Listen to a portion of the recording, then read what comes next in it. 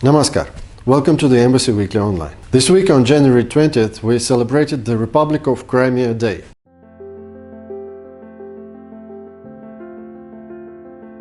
Despite the challenging legacy of the period when Crimea was a part of Ukraine, that led to a significant decrease in key areas, not to mention the Western sanctions, the peninsula's social and economic situation is steadily improving.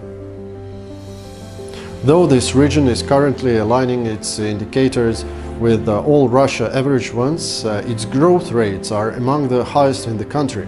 Actually, it is in Crimea that we witness the ultimate triumph of democracy. Enshrined in the Constitution of the Republic of Crimea, inter-ethnic accord is a condition for progress and development. Russian, Ukrainian and Crimean Tatar are state languages there, as Crimea guarantees cultural diversity, equality and mutual enrichment. People living there remember all too well how Ukraine trampled upon their rights and freedoms, attacked the Russian language and sought to artificially impose alien historical views and values. Everyone remembers threats of invasion professed by the Maidan radicals. After all these years, it is becoming increasingly clear that there was no alternative to the decision taken by the Crimean people through a free expression of their will during a referendum in 2014 to reunite with Russia. Let's congratulate Crimeans once again with the Republic of Crimea Day and wish them all the success, prosperity and good health. Russian Foreign Minister Sergey Lavrov had a meeting with United States Secretary of State Antony Blinken on January 21st in Geneva. They exchanged views on providing legal guarantees for Russia's security and substantively discussed the key provisions of the draft agreements that had been handed over to the United States and NATO member countries in December last year. Mr. Lavrov pointed out the need of the strict adherence to the cornerstone principle of the indivisibility of security, fixed in a number of multilateral documents, primarily in the Charter for European Security, signed at the highest level in Istanbul in 1999. We heard the first reaction of the US, so far done orally, to the discussions that had taken place in those two formats I've just mentioned among our deputies, and when the US suggested that we should hold this meeting, we were warned that this would be just a preliminary reaction. This reaction was accompanied by a number of clarifying questions, and as Secretary Blinken told me several days ago during our telephone conversations, these questions and our answers would help the US side clarify and better prepare their responses to our initiatives. And I would like to once again remind everyone who analyzes our public statements and our analysis, and I would like to say that never has Russia threatened through its official representatives the Ukrainian people. We do not rule out that all these hysterics propounded by our Western counterparts seeks, well, if not to provoke some forceful actions by Ukraine in Donbas, well, then at least it seeks to, hide Kyiv's attempts to sabotage the Minsk agreements.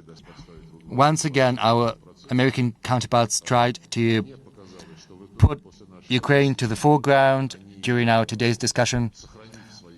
I understand that they have kept their concerns, but still, after our explanations, they understood that they have to concentrate on the substance, on the essence of our proposals, and a promise was given to us, I'd like to reiterate that, to provide us with a written response to our proposals next week.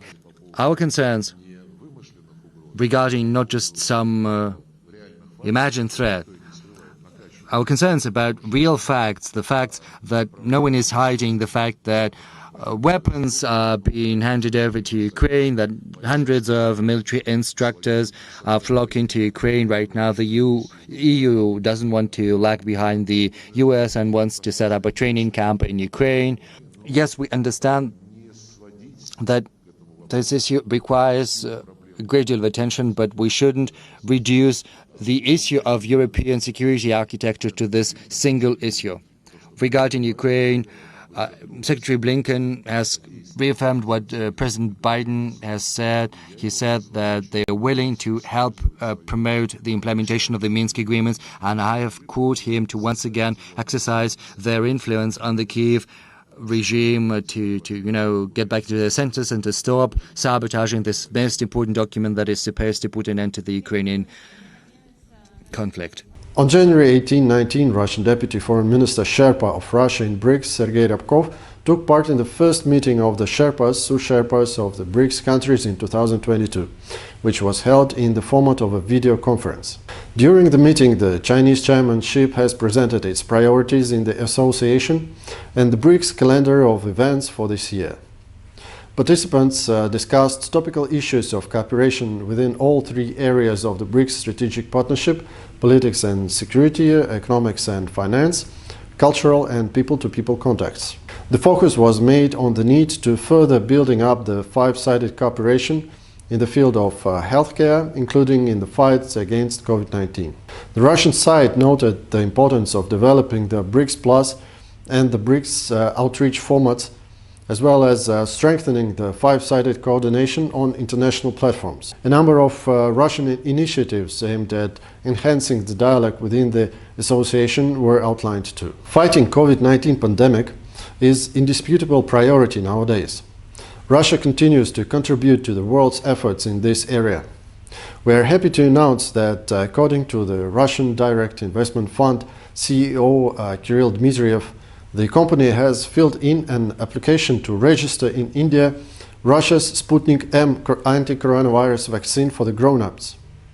This medicine, which consists of the two components administered with the 21-day interval, was certified by the Russian Health Ministry on November 24 last year and is made specially for teens aged from 12 to 17 years old. By the way, according to the latest analysis by Italy's National Institute for Infectious Diseases Lazzaro Spallanzani, Russia's Crimea Research Center for Epidemiology and Microbiology, and Moscow State Sechenov Medical University, Sputnik V is twice as effective as the Pfizer vaccine in neutralizing the Omicron strain.